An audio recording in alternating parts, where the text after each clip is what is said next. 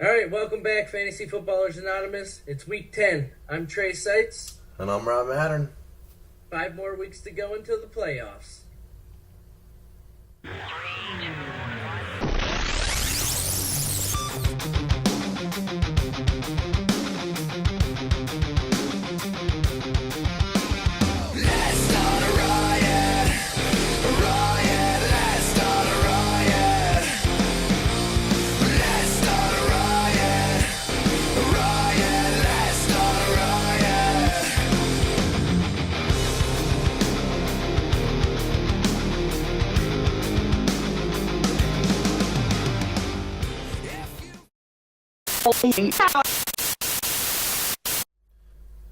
Reviewing the Week 9 games. First one we're going to talk about is Steelers Wheel and Fish and Chips. I pulled out the big win here, 106-77, mostly thanks to Giovanni Bernard's fill-in Jeremy Hill, who scored a big 27 points this week. And Fish and Chips should have had Tom Brady as his top scorer, but he switched him out for Colin Kaepernick at the last minute. But Mohamed Sanu, also a Cincinnati Bengal, scored 15. Next game is Master Disaster and Lucci's winners. Top scorer, Mark Ingram, 23 points. Would have been nice on your team there, John. And Jeremy Maclin, 27 points for John. The final score was 116-84. Yeah, Macklin's been a beast this year so far. And Supermom versus Flea Flickers. Flea Flickers pulled out the win here, 113-92. Her top scorer, again, Andrew Luck with 30, and Marshawn Lynch for Supermom with 25. Three Sharks in the Water had 74 points to Victor's Wildcats, 127. Top scorers, Alfred Morris with 22 points and Peyton Manning with 21. As we mentioned last week, this was rematches from the Week 2 games, and ironically, everybody that won in Week 2 also won in Week 9. And in Week 2, Victor and Three Sharks were the only matchup to score over 100 points. This week, every matchup had one player or more score over 100 points.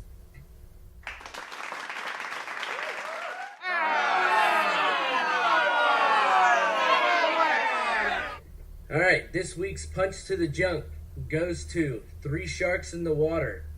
His quarterback, who oddly enough has been ranked in the top 5 all season, got him -3 points, pushing him back to the number 6 overall quarterback now. And both of his wide receivers scored only 1 point. The last time he's had a 100-point game was in Week 4. In that week, Week 4, Matt Asiata helped him out big time by scoring 3 touchdowns and scoring 27 fantasy points. This week, Matt Asiata again scored 3 touchdowns and scored 25 fantasy points, but unfortunately he was sitting on Ethan's bench. So congratulations, Ethan, you got the punch to the junk for Week 9. This might be your last time on here, because right now you're going to have Calvin Johnson, AJ Green, and Jimmy Graham all back for this week.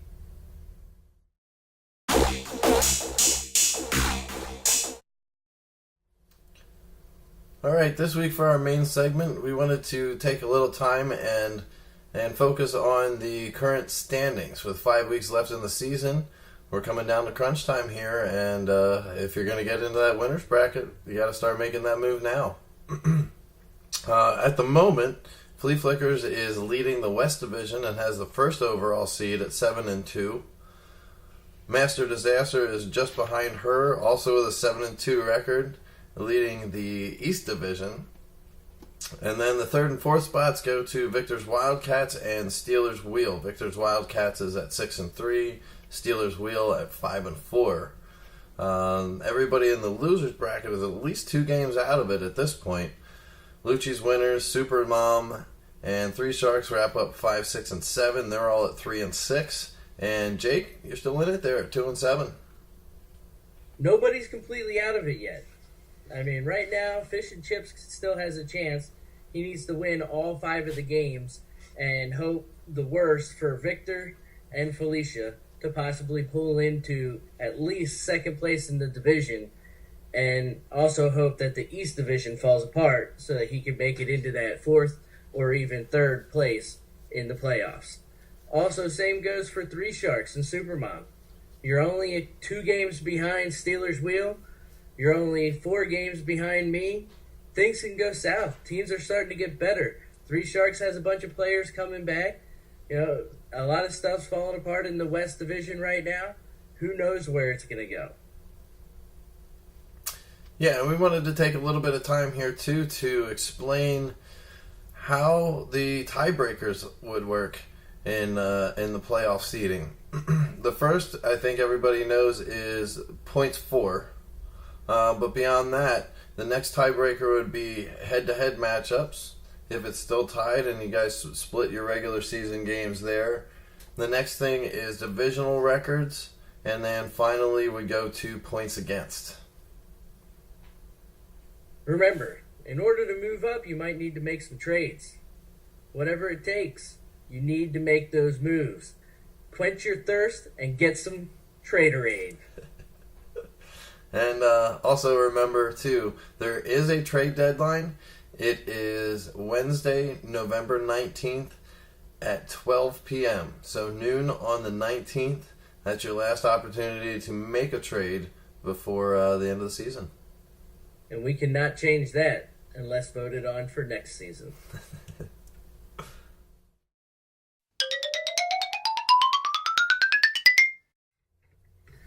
All right, and here's the preview for Week 10. Fish and Chips versus Master Disaster. In Week 3, we met. The score was 88-53. I won then. We'll see where it goes this time. Right now, I'm projected with 112. He's projected with 78. Immediately following Week 9, he switched out Colin Kaepernick and put Tom Brady right back in there, ready to play for this week. Or next week, because this week's a bye. I feel bad for Jake there, too. He said on Facebook that somebody told him that there was a blizzard going on in New England, so I understand why he took him out, but worked out that the snow came earlier and they already had it all off the field before the game. All right, and Steelers Wheel and Lucci's winners. Back in Week 3, I pulled out the victory 111-83. This week, current projection is showing me at 101 over his 76. Now, he does not have Aaron Rodgers, Matt Forte, or Brandon Marshall in his lineup at this point, and he also needs to pick up a kicker. But, John, you've got those 3 guys coming back this week. I'm not going to have Gronk because he's on bye, so you want your shot, here it is. All right, next up is Flea Flickers versus Three Sharks in the Tank. Right now, their projection is 86-50. Quite a few players need to be swapped out and slots need to be filled. But last time they met, Felicia won 106-63. Hopefully this week it'll be a closer matchup. In this case, I think it will. A lot of players coming back for Ethan. Yeah, see if Calvin Johnson can get back in there and score some big points for him again. And Victor's Wildcats and Supermom. This time they were projected at 78 for Supermom to 112 for Victor's Wildcats. Back in Week 3, this was probably one of the lowest scoring games that we've had all year, where Victor's Wildcats pulled out the win 67-64. It was a close matchup. We'll see if it's another close matchup this week. Victor's Wildcats team has been going off here lately, scoring crazy scores. Everybody on his team seems to be scoring in double digits or 15 points or more. So see if his team comes back down to earth in Week 10. Gotta happen sometime.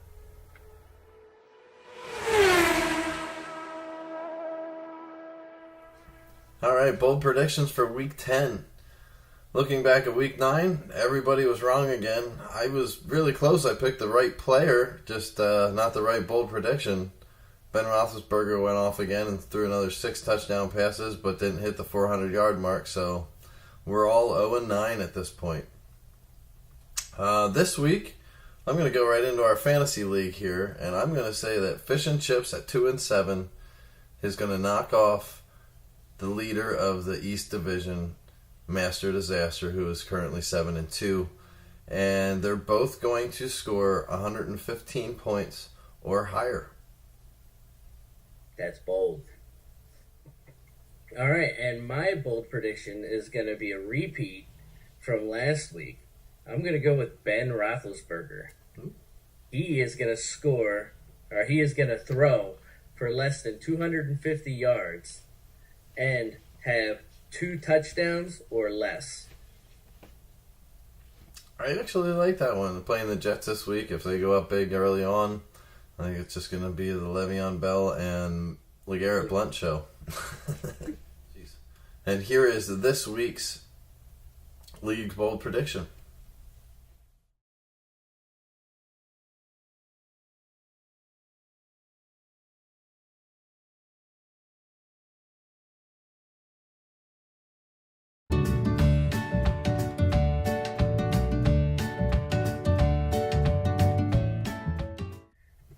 All right, loser's advice for week 10. It's on a downhill stroke now. You have all your players figured out who you're going to play. Pick up the 5 best defenses that are available so no one else can have them, and play each one that plays Denver. Oakland's looking really good right now. All right, thank you for watching our video this week. Remember, we've got 6 teams again on bye: the Chargers, the Colts, the Patriots, Redskins, Texans, and Vikings. So get those rosters adjusted and pick up those extra players off the waiver wire. I'm Rob Mattern. And I'm Trey Seitz. Good luck this week. Greater aid.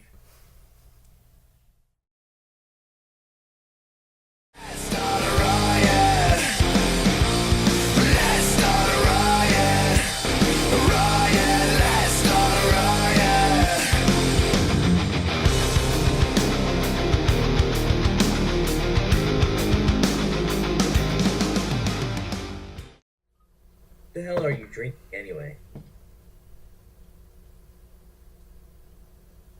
Living the high life.